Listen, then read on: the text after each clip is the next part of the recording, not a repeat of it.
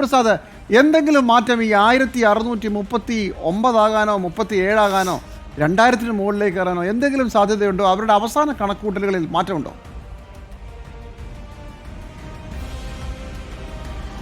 അവസാന കണക്കുകൂട്ട് തന്നെയാണ് 1638. ജിമ്മി, നമുക്കറിയാവുന്നതുപോലെ തെരഞ്ഞെടുപ്പ് കഴിഞ്ഞതിന് പിന്നാലെ ബൂത്ത് സെക്രട്ടറിമാർ യോഗം ചേർന്ന് അവർക്ക് നേരിട്ടറിയാവുന്ന വോട്ടർമാരെ വഴി വെച്ചുകൊണ്ടാണ് ഈ കണക്ക് തയ്യാറാക്കുക.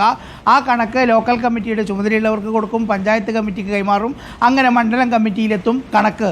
ആ കണക്കാണ് LDFിൻ്റെയും CPMൻ്റെയും അവസാന കണക്ക് എന്ന് പറയുന്നത്. അത് തെരഞ്ഞെടുപ്പ് ദിവസം തന്നെ രാത്രി എത്തി. അടുത്ത ദിവസം രാവിലെ തന്നെ നമ്മൾ ആ വാർത്ത ബ്രേക്ക് ചെയ്യുകയും ചെയ്തതാണ്. CPIMൻ്റെ LDFിൻ്റെ കണക്ക് എത്രയാണ് എന്നത് സംബന്ധിച്ച് 1638 എന്നുള്ളതാണ് LDF പറയുന്ന കണക്ക്. ഇനിയിപ്പോൾ ആ വോട്ടെണ്ണി കഴിയുമ്പോൾ എന്താകും സ്ഥിതി എന്നുള്ളതാണ്.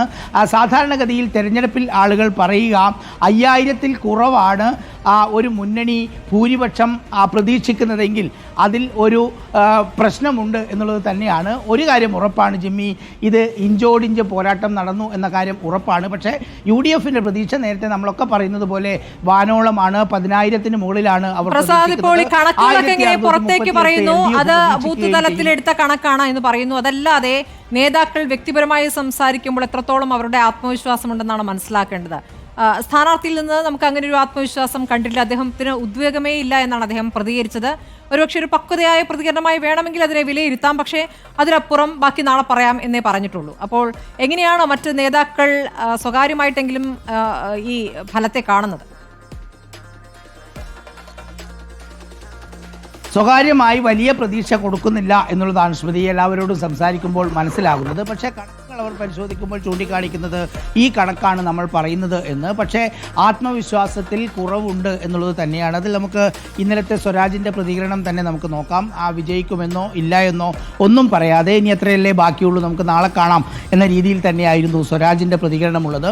പക്ഷേ ആത്മവിശ്വാസത്തിന് വലിയ കുറവില്ലെങ്കിൽ പോലും LDF നേതാക്കൾ, പ്രത്യേകിച്ച് CPIMൻ്റെ നേതാക്കൾ വലിയ പ്രതീക്ഷ കൊടുക്കുന്നില്ല എന്നുള്ളത് തന്നെയാണ്. ഒരുപക്ഷെ 2 ദിവസം മുമ്പ് കഴിഞ്ഞ സെക്രട്ടേറിയറ്റിൻ്റെ വാർത്ത ഇന്നലെ പുറത്തു വരാനുള്ള കാരണത്തിൽ ഒന്നുപോലും അതാണ്. അതായത് RSSുമായി ബന്ധമുണ്ടാക്കി എന്ന് പറയുന്ന എം വി ഗോവിന്ദൻ്റെ പരാമർശത്തെ എതിർത്തുകൊണ്ട് വിമർശിച്ചുകൊണ്ട് സെക്രട്ടേറിയറ്റിൽ മുഖ്യമന്ത്രി CPIM പോൾ ബ്യൂറോ അംഗം കൂടിയായ പിണറായി വിജയൻ വിമർശിച്ച വാർത്ത വന്നതും ഇന്നലെയാണ്. അത് നമ്മൾ രണ്ടും കൂട്ടിക്കാണേണ്ടതുമുണ്ട്. അത് വലിയ തലത്തിൽ തന്നെ CPIMനകത്ത് വലിയ രീതിയിൽ ചർച്ചയാകുന്നുണ്ട് എന്നുള്ളതാണ്. അതായത് തോറ്റു കഴിഞ്ഞാൽ അതിൻ്റെ ഉത്തരവാദി ഈ രീതിയിലുള്ള പരാമർശം നടത്തിയ നേതാക്കളാണ് എന്ന് പറയാനുള്ള ഒരു ശ്രമം കഴിഞ്ഞ 9 വർഷമായി ഭരിക്കുന്ന പിണറായി വിജയൻ ഉണ്ടോ എന്നുള്ള ചർച്ചയാണ് വളരെ സജീവമായി. പക്ഷേ അത് ഫലത്തിന്റെ രീതി എങ്ങനെയായിരിക്കുമെന്നനുസരിച്ചായിരിക്കുമല്ലോ. ഇപ്പോൾ എല്ലാ പഞ്ചായത്തും പിടിക്കുമെന്നുള്ള ആത്മവിശ്വാസമൊക്കെയാണ് ഇപ്പോൾ UDF പ്രകടിപ്പിക്കുന്നത്. ആ രൂപത്തിൽ പോവുകയാണെങ്കിൽ അത് കേവലം MV ഗോവിന്ദൻ അവസാന നിമിഷം നടത്തിയ ഒരു പ്രതികരണത്തിൽ പോയതാണ് എന്ന രൂപത്തിൽ വ്യാഖ്യാനിക്കാൻ എളുപ്പമല്ല. ഒരു വലിയ വേവ് ഉണ്ടാവുകയാണെങ്കിൽ അത് ഉറപ്പായി അത് മുഖ്യമന്ത്രിക്ക് നേരെ ആയിരിക്കും എന്നുള്ള കാര്യത്തിൽ സംശയമില്ല. പക്ഷെ അങ്ങനെയല്ല എന്ന് സമർത്ഥിക്കാനുള്ള ശ്രമമായിട്ട് അതിനെ വ്യാഖ്യാനിക്കുന്നുണ്ടല്ലേ? ഉറപ്പായും സ്മൃതി, അതായത് തോറ്റു കഴിഞ്ഞാൽ ഇതും ഒരു കാരണമായി കൂട്ടാം എന്നുള്ളതാണ്. എല്ലാ കാരണവും അതായി പറയാനും കഴിയില്ല. പക്ഷേ ഇവരുടെ പ്രതീക്ഷ LDF നമ്മുടെ PV അൻവർ പിടിക്കുന്ന വോട്ട്, ആ വോട്ട് എന്നുള്ളത് UDFിൻ്റെ വോട്ടായിരിക്കും. അതായത് സർക്കാർ വിരുദ്ധ തരംഗത്തിൻ്റെ ഒരു വിഭാഗം വോട്ട് അത് PV അൻവർ പിടിക്കുകയും അങ്ങനെ സ്വരാജിന് വിജയിച്ച് കയറാൻ കഴിയും എന്ന പ്രതീക്ഷയാണ് LDF നേതാക്കൾക്ക് ഉണ്ടായിരുന്നത്. ഇനിയിപ്പോൾ അവസാന നിമിഷം പോലും അവരുടെ കണക്ക്, അതായത് പോളിംഗ് കഴിഞ്ഞതിന് ശേഷം LDFിൻ്റെ കണക്ക് എന്നുള്ളത് അത് 5000-ൽ കുറവായതുകൊണ്ടും 1638 എന്ന് പറയുന്ന നമ്പർ, ആ നമ്പറിൽ ഒരുപാട് മാറ്റങ്ങൾ ഉണ്ടാകാൻ സാധ്യതയുണ്ട്. സാധാരണ NDA എന്ന 75.87% പോളിംഗ് എന്നുള്ളത് അതെന്തിൻ്റെ സൂചനയാണ്? അപ്പോൾ ഇതൊരു ഉപതെരഞ്ഞെടുപ്പ്, അതിൻ്റെ മടുപ്പ് 7 മാസമേ ഉള്ളൂ എന്ന രൂപത്തിലല്ല ജനം വോട്ട് ചെയ്തിരിക്കുന്നത്. അപ്പോൾ അതിൽ ഒരു പ്രത്യേക കാരണമുണ്ട്. ആ കാരണം എന്താണ്? PV അൻവർ പറഞ്ഞ കാരണമാണോ? സാധാരണഗതിയിൽ ഭരണവിരുദ്ധ വികാരമുണ്ടെങ്കിൽ ഉപതെരഞ്ഞെടുപ്പിൽ ആ രീതിയിൽ ഒന്ന് വോട്ട് ചെയ്ത് കാണിച്ചു തരാം. 2019 ശേഷമുള്ള ഉപതെരഞ്ഞെടുപ്പുകളിൽ നമ്മൾ അത് കണ്ടിട്ടുണ്ട്. ഭരണവിരുദ്ധ വികാരം അല്ലെങ്കിൽ ആ MLA വിരുദ്ധ വികാരം, അങ്ങനെ പല പല ഫാക്ടേഴ്സ് വരുമ്പോൾ മാസ് പോളിംഗിലേക്ക് പോകുന്നത് നമ്മൾ കണ്ടിട്ടുണ്ട്. ഇവിടെ PV അൻവർ വോട്ട് ചെയ്യാനായി ആളുകളെ പ്രോത്സാഹിപ്പിച്ചുകൊണ്ട് നടത്തിയ ഒരു നീക്കം കൂടിയുണ്ട്. കൂടുതൽ പേർ വന്ന് വോട്ട് ചെയ്യണം, പിണറായിക്കെതിരെ വോട്ട് ചെയ്യണം. ഒരുപക്ഷെ PV അൻവർ ആളുകളെ മുമ്പോട്ട് കൊണ്ടുവന്നതായിരിക്കും. PV അൻവറിന് വേണ്ടി ആളുകൾ ഇറങ്ങിയതാവാം, ഭരണവിരുദ്ധ വികാരമാവാം. ഈ രണ്ട് കാര്യങ്ങളാണ് സാധ്യതയുള്ളത്. സർക്കാരിന് വേണ്ടി ജനങ്ങൾ ഇറങ്ങി വോട്ട് ചെയ്യുന്ന ഒരു സ്ഥിതി നമ്മൾ ഇതിനു മുമ്പ് കണ്ടിട്ടില്ല.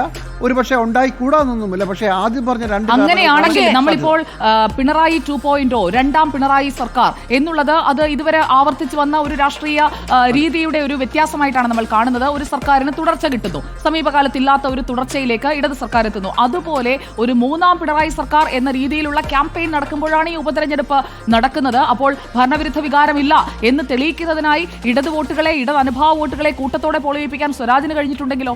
ഭരണവിരുദ്ധ വികാരം എന്നൊരു ഫാക്ടർ അവർ അഡ്രസ് ചെയ്യുന്നില്ല. അങ്ങനെ ഒരു സംഭവം ഉള്ളതായിട്ട് പറയുന്നില്ല, ഗ്രാസ് റൂട്ടിൽ അങ്ങനെ ഉള്ളതായി പറയുന്നില്ല. പക്ഷെ ഒരു കാര്യമുണ്ട് കേട്ടോ, CPM-ന്റെ ഈ കണക്ക്, ഇത്തരം കണക്കുകൾ തെറ്റുന്നതും ഞാൻ കണ്ടിട്ടുണ്ട്, ശരിയാകുന്നതും കണ്ടിട്ടുണ്ട്. ചില സമയങ്ങളിൽ വടകര പല സ്ഥലത്തും കണക്ക് ശരിയാകുന്നു കണ്ടു. അതുകൊണ്ട് 1638 എങ്ങനെ 38 കിട്ടി എന്ന് നമ്മൾ അങ്ങനെ തീരെ വില കുറച്ച് കാണണ്ട. അടിയൊഴുക്കുകളടക്കം കണക്ക് കൂട്ടി മനസ്സിലാക്കാനുള്ള ശേഷിയുള്ള സംഘടനാ സംവിധാനം എന്തായാലും പല സ്ഥലങ്ങളിലും CPM-നുണ്ട്.